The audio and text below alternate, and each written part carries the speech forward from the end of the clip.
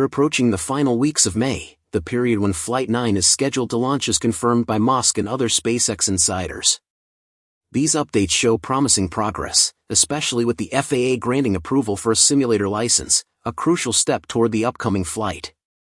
Since everyone is asking when will the Flight 9 launch date is approaching closer than ever before, expected to happen this month, marking a critical milestone for SpaceX's ambitious space program. But also reached out to the FAA today on May 15 to ask for an update. They just responded saying the investigation remains open for Flight 8. So as far as Flight 9 goes, we still need FAA approval. We also need confirmation from SpaceX on an exact date. So it is a good indication that they're probably going to launch soon and they think they got the problem solved. However, like most things with Starship, it's a lot of speculation from outside sources looking in. At the moment, as a space enthusiast, you simply cannot ignore the continuous updates from the Starship program. Arguably the most important rocket development initiative in the U.S. aerospace industry. So, when will Starship Flight 9 launch? We have some indications that it is targeted on May 21st, including some note TAMs that were sent out. Based on hazard warnings issued to the Coast Guard via NOTAM, it appears that SpaceX is targeting a new launch date of May 22nd at 6:30 p.m. Central Daylight Time, 11:30 p.m. Universal Time Coordinated, a shift from the previously anticipated date of May 21st.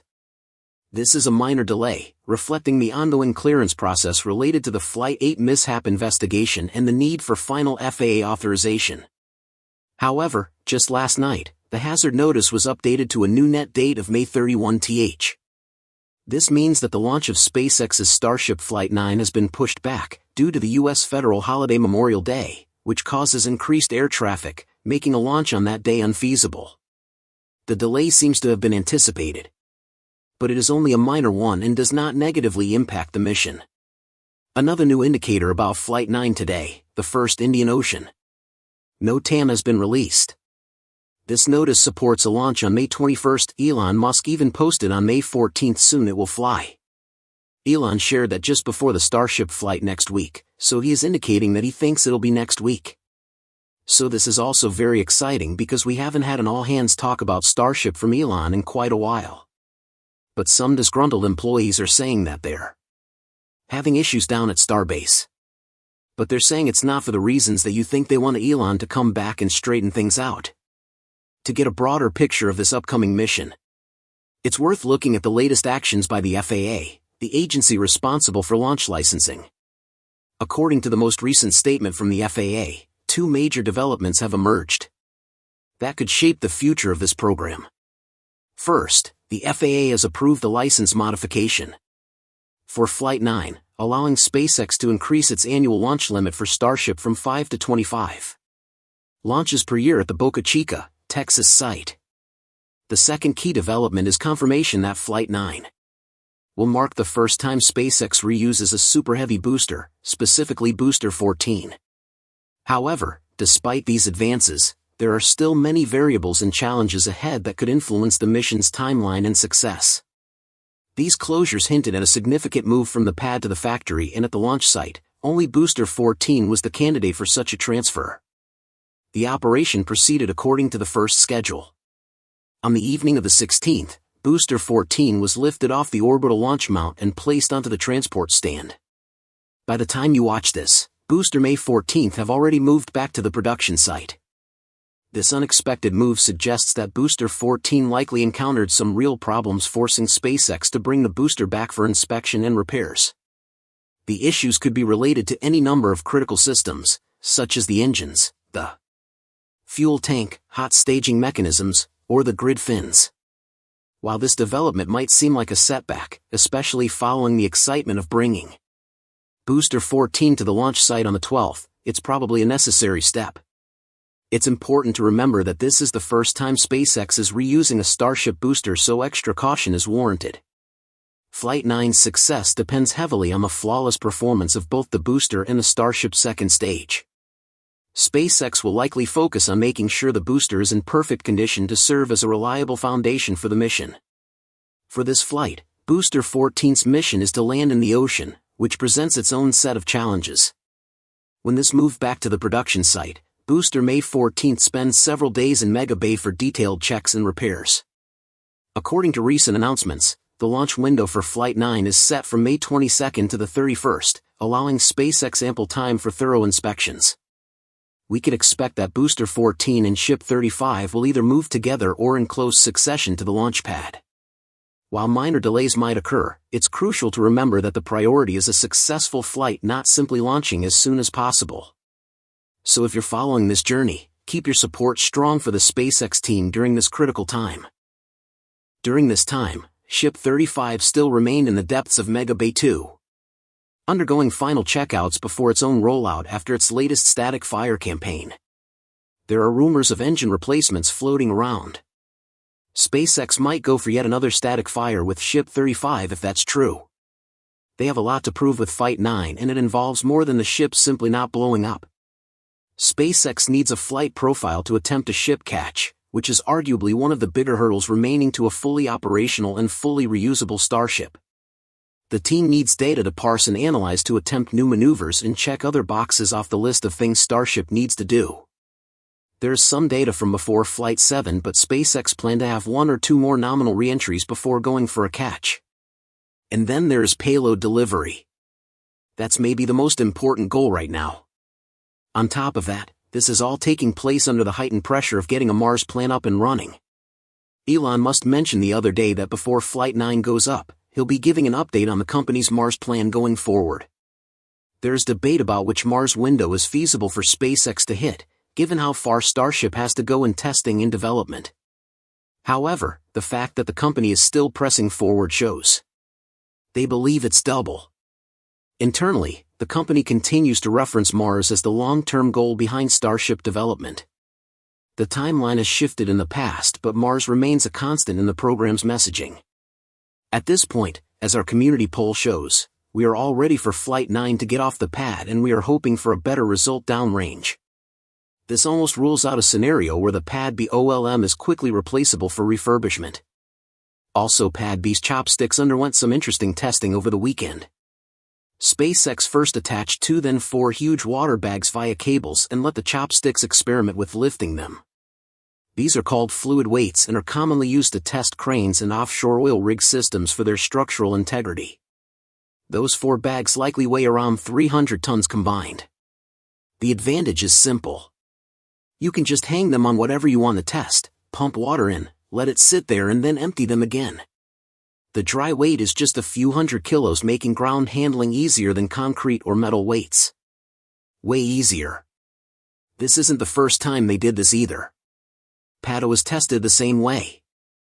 SpaceX's way of using already available options to do a job drives down costs and speeds up development.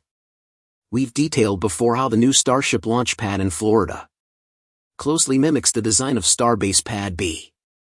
Following the lift rehearsal, the Pad B launch mount was moved between the flame trench and the cranes for rigging. The lever cranes lowered their lifting jigs into the center of the launch mount. The rigging was then attached to the 4 pre-installed hold-down arms inside the table.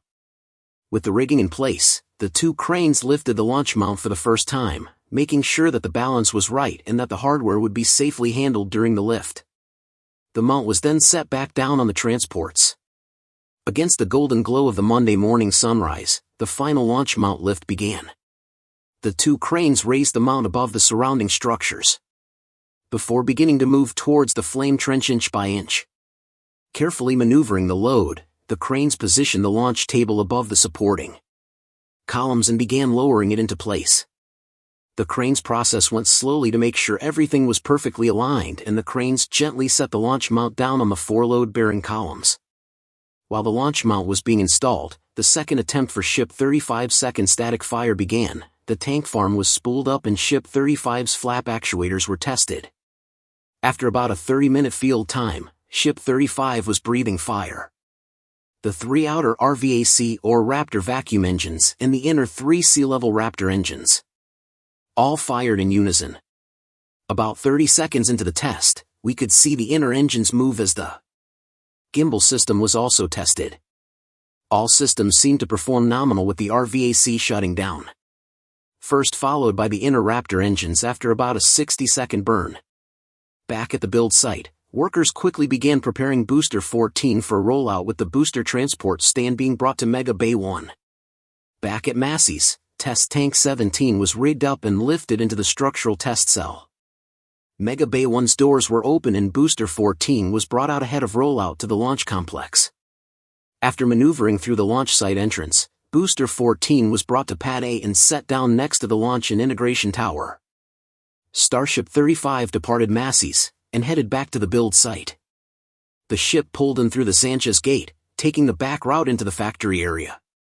Booster 14 was soon lifted onto the launch mount, ready for final preparations ahead of the second flight, which may come as soon as of the next couple of weeks.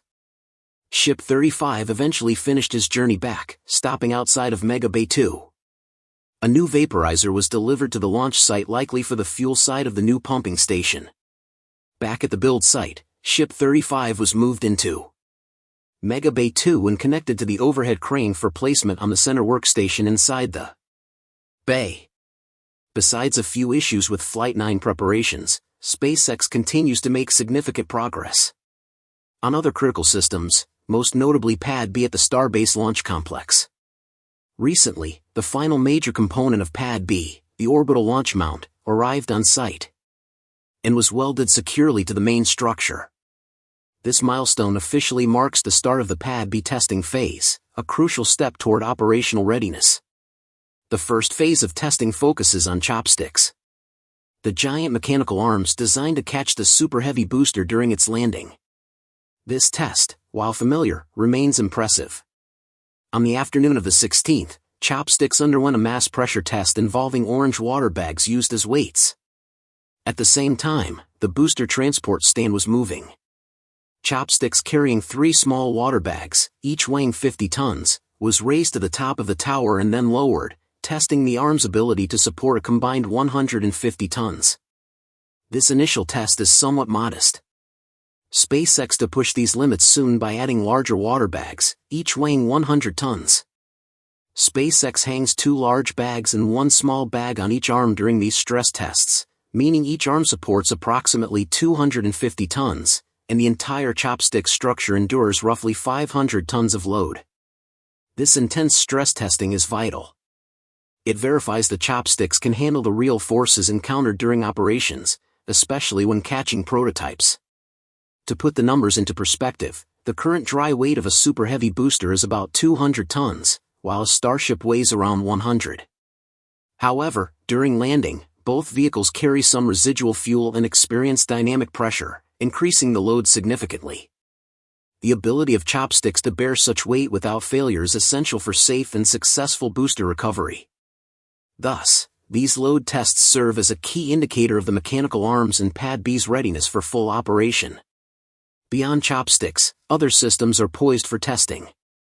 Over at Pad B, the tower chopsticks were tested opening and closing a few times. And that's about it for today's episode. Thank you so much for tuning in, and that's all for today's update. If you enjoyed watching and found it useful, please make sure to subscribe to my channel and hit the like button. And if you want to support our channel and if you want to be up to date, you can become an exclusive member, so click on our perks through the link in the description below. Thanks to watching and see you next time.